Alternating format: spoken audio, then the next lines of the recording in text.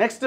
మాట్లాడుకుందాం 6వ తేదీన కలుద్దాం ముఖ్యమంత్రి రేవంత్ రెడ్డికి ఏపీ సీఎం చంద్రబాబు లేఖ విభజన అంశాలపైన చర్చించుకుందాం పరిష్కారాలు గుర్తిద్దామని ప్రతిపాదన తెలంగాణ సీఎం సానుకూల స్పందన ప్రజాభవన్లో సీఎంల భేటీ ఖరారు నేడు అధికారులతో రేవంత్ భేటీ విభజన సమస్యలపైన చర్చకు నిర్ణయం తెలుగు రాష్ట్రాల ముఖ్యమంత్రుల భేటీకి రంగం సిద్ధమైంది ఈ నెల 6వ తేదీన హైదరాబాద్లోని ప్రజాభవన్లో ఈ సమావేశం జరగబోతున్నది ఆంధ్రప్రదేశ్ ముఖ్యమంత్రి చంద్రబాబు నాయుడు దీనిపై స్వయంగా తెలంగాణ సీఎం రేవంత్ రెడ్డికి లేఖ రాశారు రాష్ట్ర విభజన జరిగి 10 ఏళ్లు పూర్తయిన సందర్భంలో సంబంధిత అంశాలపైన ముఖాముఖి చర్చించుకుందామని ప్రతిపాదించారు దయచేసి మేమేమంటున్నామంటే గతంలో కేసీఆర్ జగన్మోహన్ రెడ్డి కలిసినట్టు సంగమేశ్వరం కట్టుకో పోతిరెడ్డిపాడు సామర్థ్యం పెంచుకో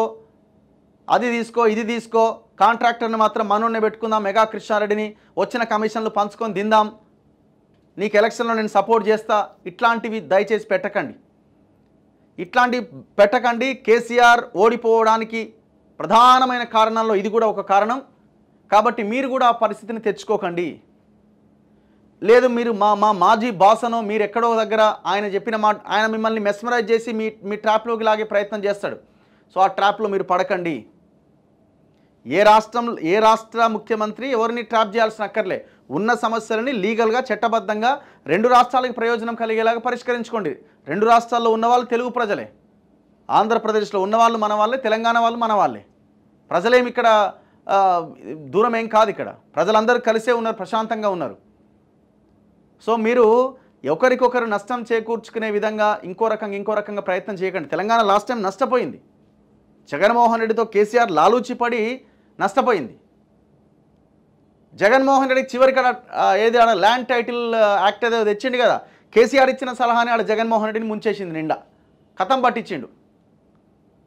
మళ్ళీ అధికారంలోకి నేను వస్తాను నువ్వు వస్తా అది పెట్టు కథం తెద్దాం ఆ భూములని ఏదో ప్లాన్ చేసినట్టున్నారు ఇద్దరు కథం అయ్యారు సో మీరు ఆ ప్రయత్నం చేయకండి మాజీ బాస్ అని మీరేం కన్సర్న్ చూపించాల్సిన అక్కర్లే ఏం అవసరం లేదు తెలంగాణ రాష్ట్రము రాష్ట్ర హక్కులు